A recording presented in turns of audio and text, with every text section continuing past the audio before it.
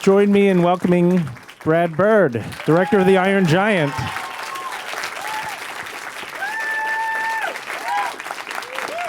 So I like it that you have what could go wrong and then I come out. Wah, wah, wah. Well, first of all, thank you for coming all the way to New York City. I know we all appreciate that. Big Apple. Yeah, for the launch of the Big Apple. Sorry. That's okay. No, for the launch of the digital release of the signature edition of The Iron Giant.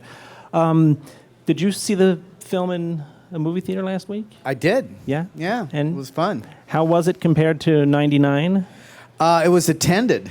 That was really nice. Yeah, no, it went really well.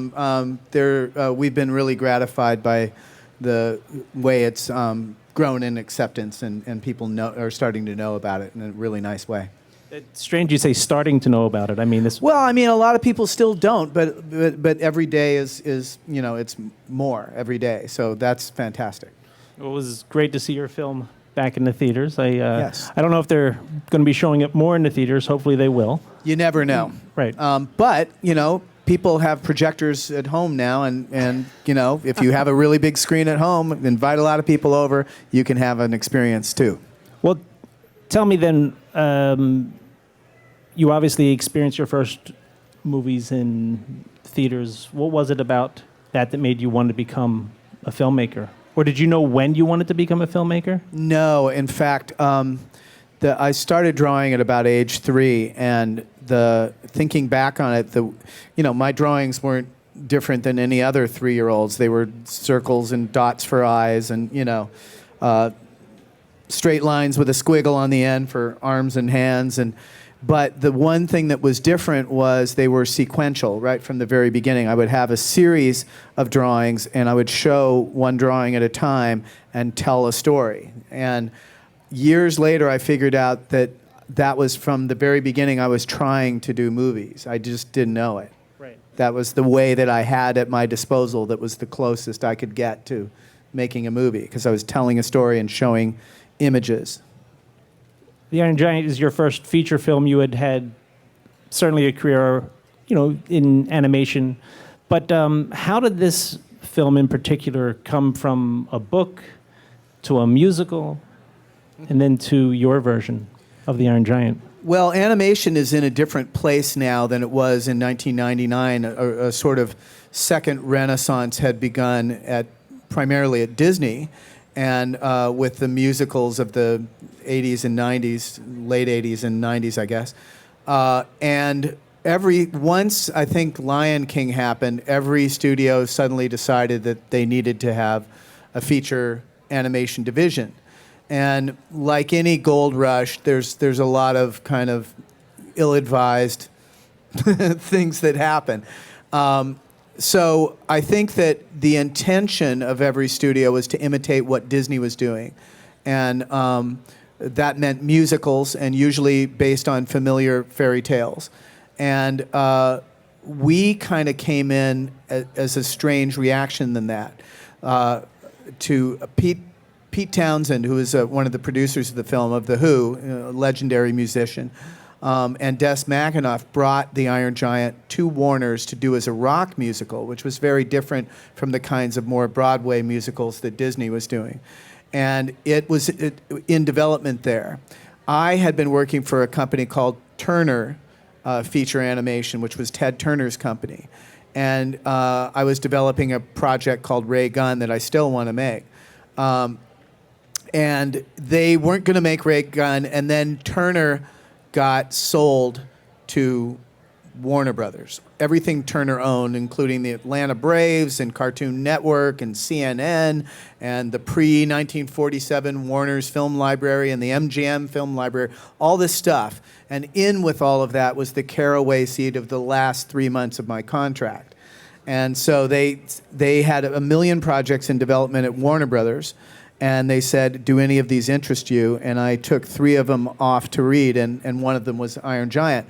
And I really liked the book, and I was really taken by it, but I wanted to take it in a different direction, and I pitched that direction to Warner Brothers. And the direction was, what if a gun had a soul and didn't want to be a gun? And that's different from the book. Now, Warner Brothers, they were on board with it. They loved your pitch. They did, which is in itself, I think back on it, it's kind of amazing because that's not your normal pitch. That's not a comfy, little for the kiddies kind of pitch. It's like, it's the Cold War and, what if a gun had a soul? I mean, that's not exactly, top 10, but the fact that they responded to it was really cool. So you come on board. For the film, I spoke to the former head of Warner's feature animation, and he told me that when they were considering you, and I guess it was during the contract negotiations, he had some people in the industry calling him and saying, Brad Bird, you got to be careful, you playing with fire. And what could go wrong? Why in the world would he be being told you're playing with fire? Mild-mannered Brad Bird. For whatever reason, my reputation was not mild-mannered. I had been in a family that was, I grew up in a family that was very kind of upfront. You were meant to say what you were thinking and, all of that. And then when I did my first film and I got a mentor at Disney, they without knowing it, they assigned me to the worst mentor they could if they wanted me to behave. Because Milt Kahl, who was a brilliant animator, was a very outspoken guy. So the first example I ever saw was somebody who basically said what was on his mind. What they didn't tell me is that telling people what's on your mind doesn't necessarily a good move in the job market. So I went to Disney and, I was kind of vocal about what I thought, the right way to do things. And the stuff that I was saying was just the stuff that the old Disney masters taught me, but people didn't want to hear it from me. You know what I mean? So, I got fired by Disney, and I was fired out of the two of the first three jobs that I held. And it was kind of for that kind of stuff, kind of being outspoken. Okay. I was probably a big pain in the butt. Yeah. But you mentioned being at Disney, so I don't know if many people know this, but you showed your first film to Disney when you were 12 years old? 13. 13 years old. And how did that lead you into working with Disney? Well, my parents were really cool, and they basically said, you should, when I finished the film, I entered it in a couple of contests and it won some awards, and then it was like, now what? And they said, you should send it to the people you admire most. And they said, go to the very top of who you think is the best. And if they say no, which they may very well say, go to the next person that you admire. And if they say no, go to the next person. And so that the first person who says yes will be the best you can do.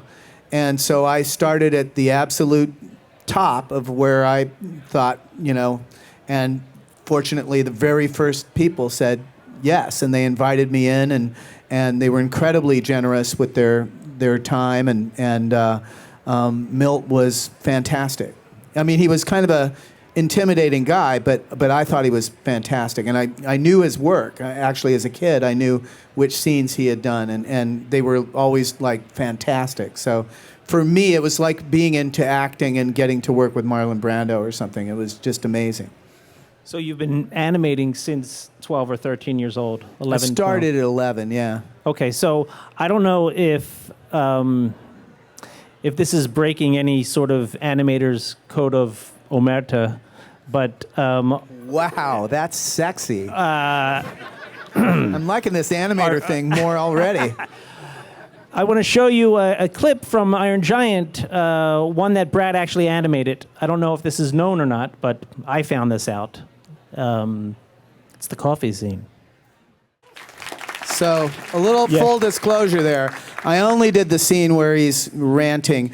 The earlier scenes were done by Chris Sauvé, those beautiful scenes of Dean and getting into it, and also Dean Wellens. So I only did that one long shot of him going all over the place. Okay, well... I was ill-advised, by the way. I should not have done that.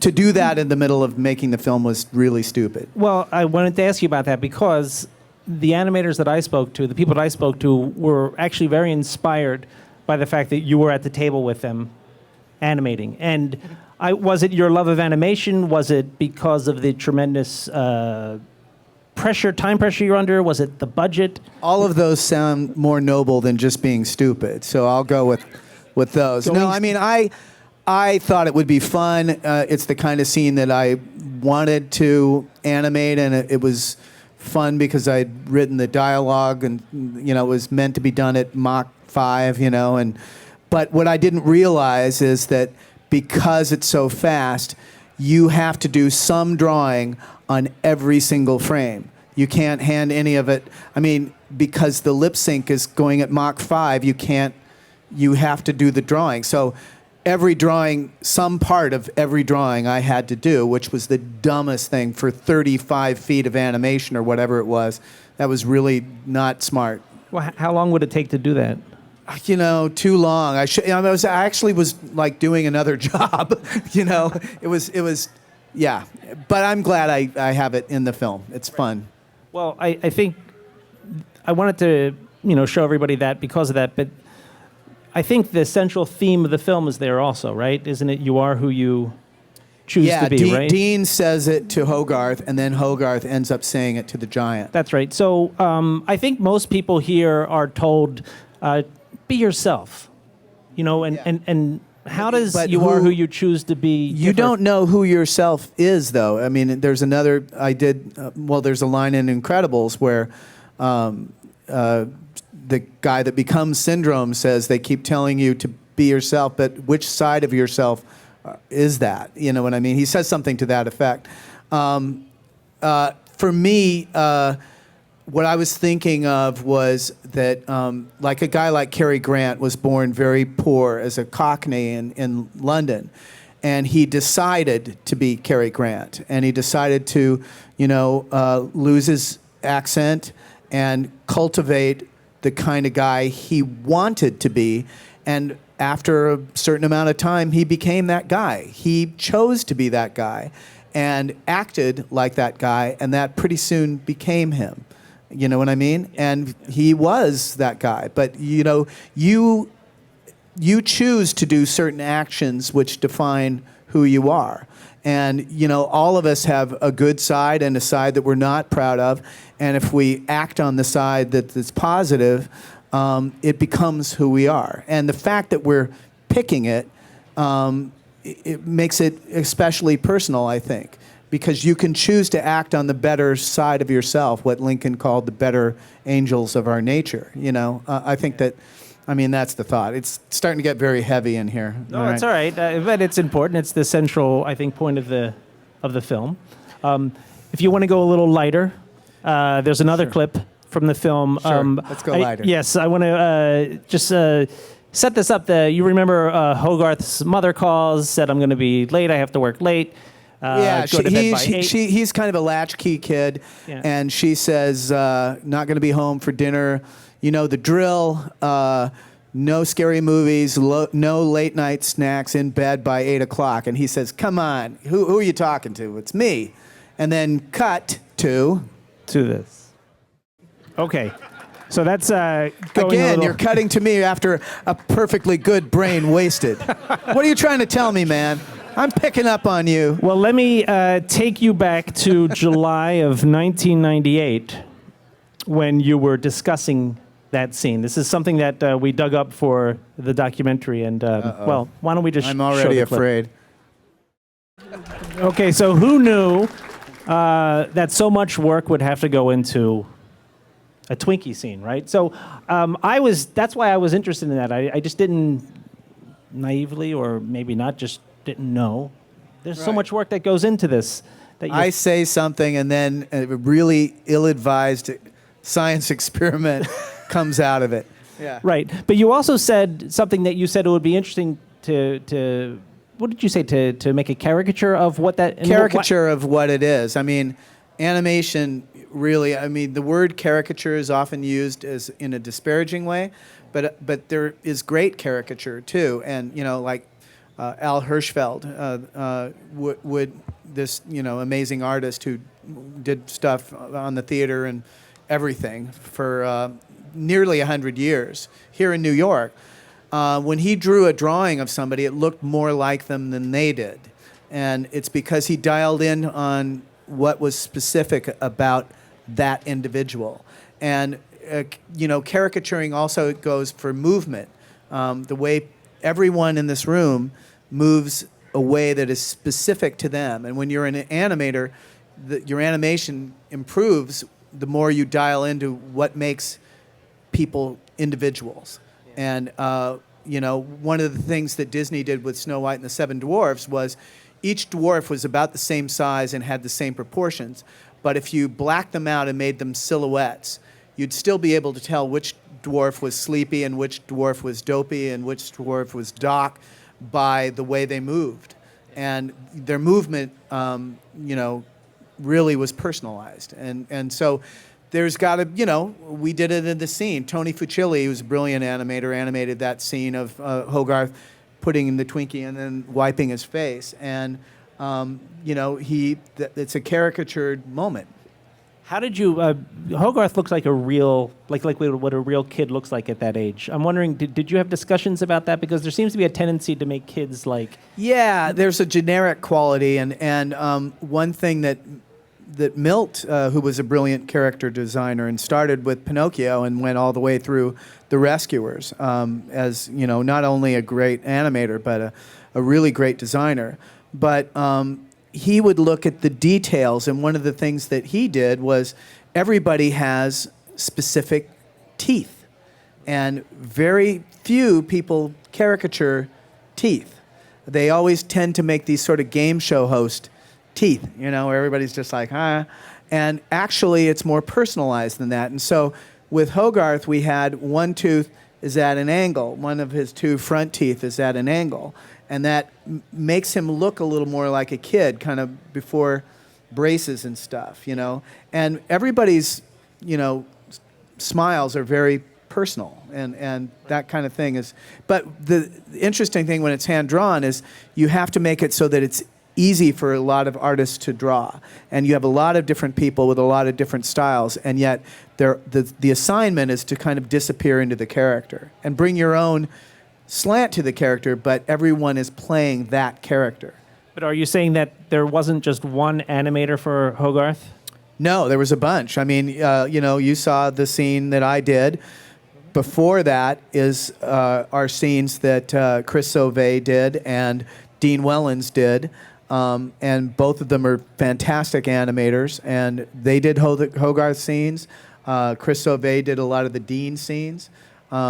Dean did Dean scenes. I mean, everybody kind of worked on everything. And why is that? I mean, do you have the feeling that if you gave it to one person, the character could become stale in a way? Or no, I mean, there are advantages to doing that, too. Cruella de Vil was only done by Mark Davis, and Cruella de Vil is fantastic, Some people believe that's the only way to do it, is to cast people, to one character. But, one of my favorite films when I was a kid was Jungle Book, and Disney had a small group of really great artists, and everybody did every character, and it's all great animation. What Frank Thomas did with Bagheera is slightly different than what Milt did, but what they did in total is very consistent. The character is consistent. And to me, that's interesting because you're exploring different facets of the same character. And what about the giant himself? Do we have that? I have literally like hundreds of images of the giant and just picked, I think, 4 of them. Some from before you got on board, some from when you were on board. Maybe we could just take a look at them and you could talk about your thinking about the giant and how you decided to finally, say, hey, this is who our giant's going to be. So you can talk. Okay, this is before we got involved. The project had been developed for several years, and there were several different approaches. Some were really elaborate, but sort of cartoony, but a lot of surface detail like this. And this was starting to be when I got involved. And this is when I got involved. And these are very early concepts, though. So, I mean, you see the pincher claws. This is before me. Oh, that's before you? Yeah, that's before us. Okay. I so think. Just to give it might have been early us. I think was that not like a Lou Romano? I don't think it was, but no. I think it might be early us. But okay, What was that process like? I mean, what did you want from the giant based on Well, what you saw before? And I thought they got a little goofy, and the trick was, how do you keep something simple and metallic looking? I'll just say this. There were some designs that were done early where the giant had lips, and the lips actually moved like lips, and he had a tongue. And I was like, look, the whole thing is crazy, but what is the function of a tongue? I mean, I don't get it. I mean, you don't really need to have a jaw and have him talk either if you want to get, detailed about it. But a tongue seemed to me to be too far in the direction of making it human. And so we tried to make one piece of metal that, depending on how we tilted it toward camera, could be a frown or a smile or whatever. We tried to have as few controls as possible on the face. We had lids, upper and lower lids, but depending on how we used them, they sometimes functioned as brows.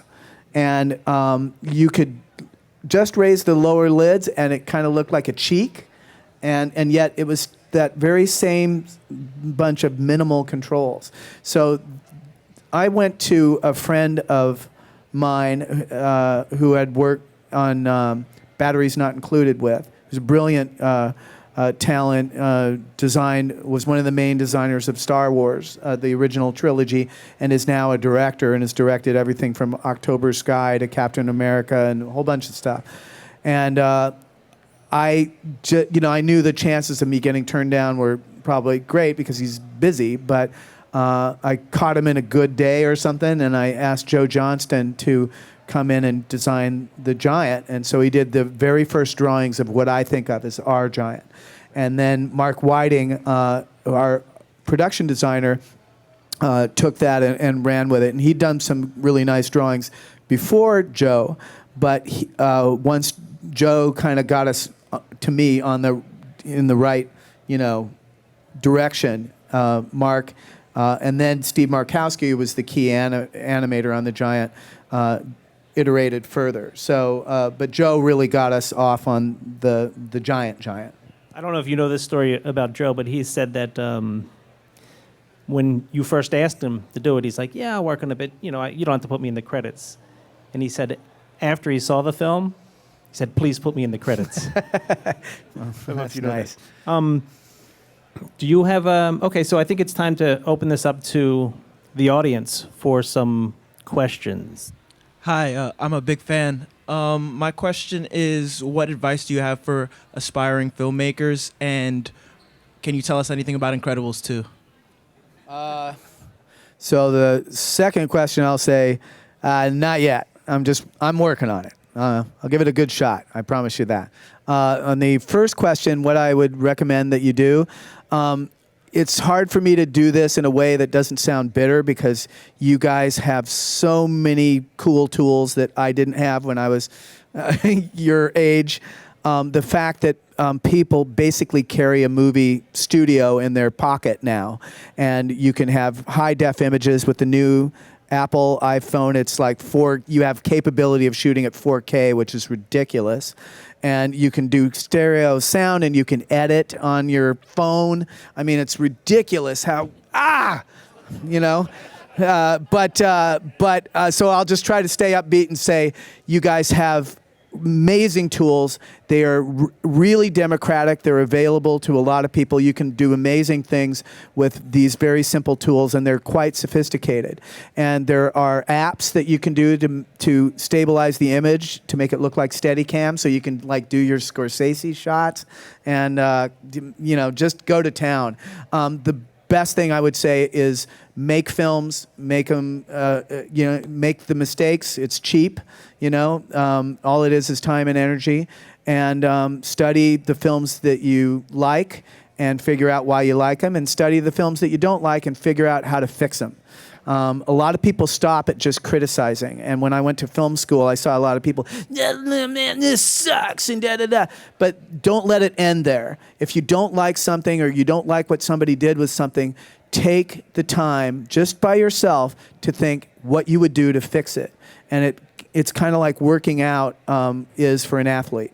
You kind of think that how would you have fixed it? And I have some weird fixes for certain movies where I really like the movie, but something I didn't like, and I have a fix. And I don't know if the fix will work, but it's important to take that extra step. So that's what I would say. What I'm wondering is, you mentioned how the tools are really democratic. I'm wondering, how do you tell the story, and how do you enlist these massive groups, these massive crews, to tell the same story with you? How do you spread your vision across a crew of that size? Well, that's interesting. That's really kind of the director's conundrum. Is you don't want to shut down everybody's creativity. When you make a film, you have a lot of people with a lot of different talents that they're bringing to the table. The best analogy I can think of is having an orchestra. Everybody in the orchestra is good at what they do, or they wouldn't be in the orchestra. But you don't say, any one of those people could do a solo and it would sound great. But you don't want to say, do whatever you want, because if you have a whole orchestra of people doing what they want, it sounds awful. So you have to find a way to tell them, this is the song that we're singing, but bring yourself to it. And express your individuality, but do it in concert with everyone else. And it's like a group of birds flying, where they have complete freedom, and yet there's a singular movement, and it grows and they expand and contract. So there is individuality, but it's all going in one direction. So I think that's one of the, I don't know how you do it. Everyone, you have to be a little bit of a psychiatrist. Everyone brings their own stuff every day, and some people have bad days and fights, and some people are a little lazy, and some people are overthink, and you just have to kind of play it individually, like you would with anything. I think it's that. That's the shortest way I can answer that. There's a really long answer, but we don't have time for it. Hi. Also a huge fan. Thanks. Your movies seem to be a little bit unorthodox. You just mentioned that The Iron Giant was a difficult story to sell in retrospect. I mean, even though you accomplished that. The Incredibles, in terms of technology, you did things that were unbelievable. Hair, fabric. How do you continue to challenge yourself? How do you accomplish what you've accomplished? And then for your own personal development, continue to set the bar higher for yourself? Well, I think maybe the simplest way to put it is, it's good to be a little bit scared.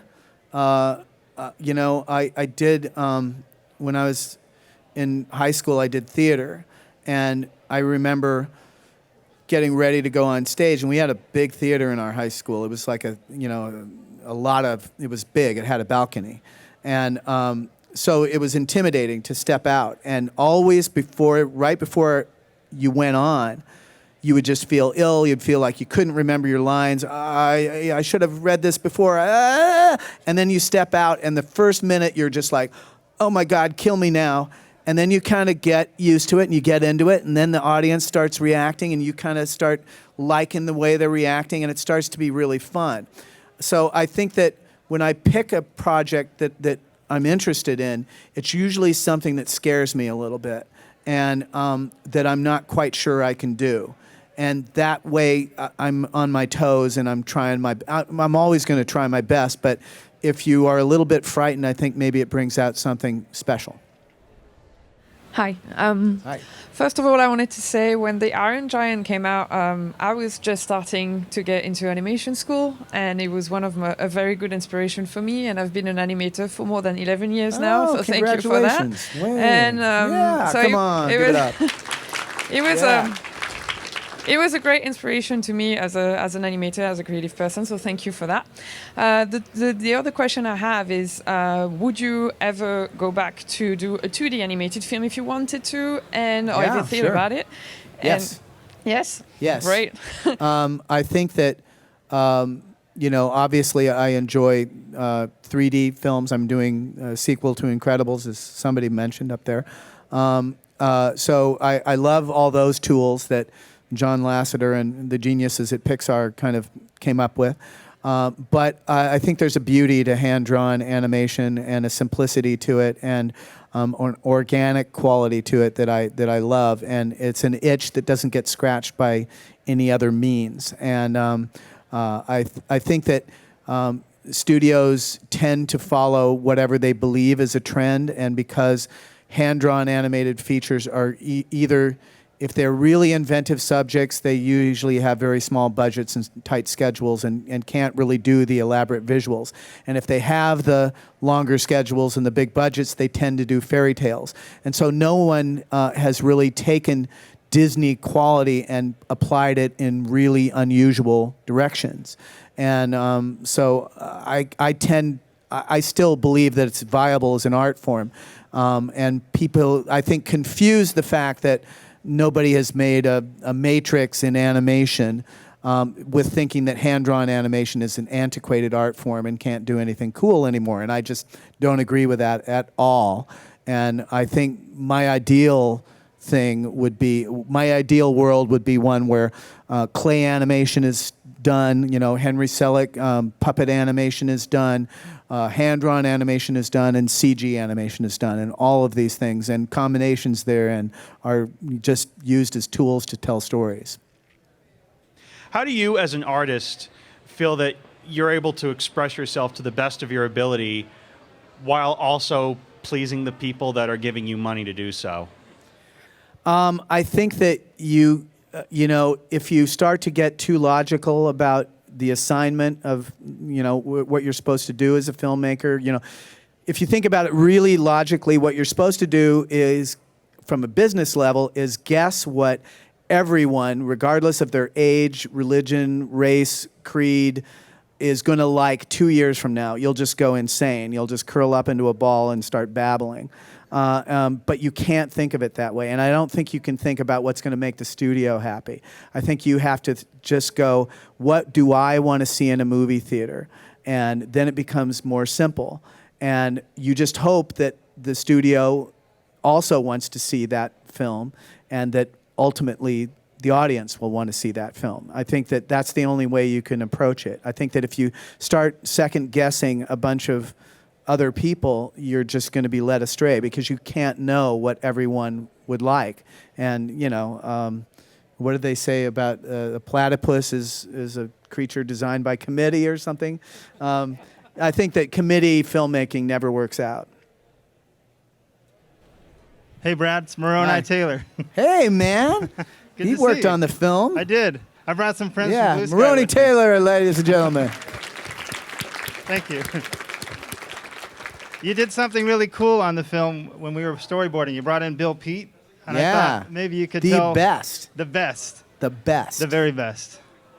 I was wondering if you could tell the audience a little bit about that. I found it really inspiring and cool that he came in. Well, because I met these Disney masters when I was a kid, I have Hollywood is often accused of having ageism, where once you get to a certain age, no one is interested in hiring you because you're not hip or whatever. And I have exactly the opposite viewpoint. I feel like the craftsmen that come before you I revere them. I love listening to them. I love asking questions of them. I like challenging them with things that I haven't been able to figure out, and they always have amazing things to say. And when we were making the film, to me, the ultimate story man is Bill Pete. He's the only guy that I mean, I guess Miyazaki does this as well. But he's the only Disney guy that has storyboarded an entire film by himself. And the movie 101 Dalmatians is pretty much exactly what he storyboarded. And he was a legendary story guy, and he was still alive when we did the film, and we had him come over, and we named our story room after him and had a drawing that he had done of himself in Disney days, and he's really pissed off looking and grumpy, and he's got his coffee cup, and I related to that too, just that's what hard work looks like. So he was just an inspiration, and I thought he would be good to have him come around and remind everybody what it's like to really, kick it up a notch. Yeah. All right, my big Hey. question is a lot of your films are very optimistic, and that's always really refreshing. It's the one thing I always really like. But what's the one thing that keeps you really happy in this dark, depressing world we live in? And what gives you hope and kind of Wow. put that into the filmmaking? Is it only It's the most dark and depressing? optimistic- We're here. This is warm. We got cool products Well, what out there. gives you hope? Beautiful day in New York. What gives you hope? What gives me hope is hope itself. I mean, I think that when things get really dire, people actually rally and surprise you. And I mean, this town is an example. I mean, look at September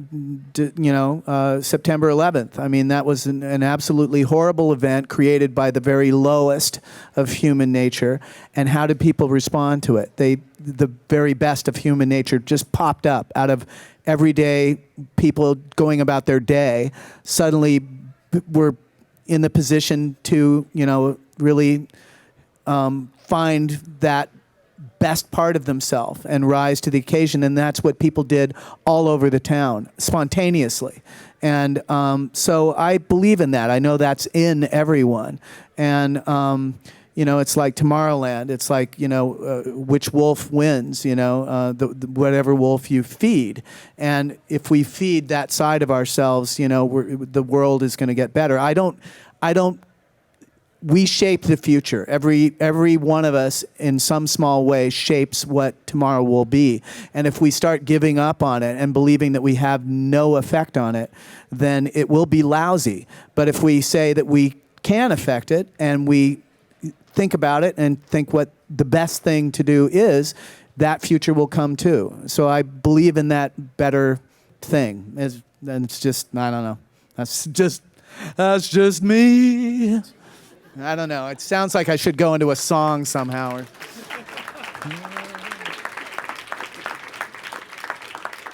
All right. Well, thank you, everyone, for coming out tonight. And write to Warner Brothers. Let's get this in the theaters more, You right? said it, not me. Yeah. Thanks.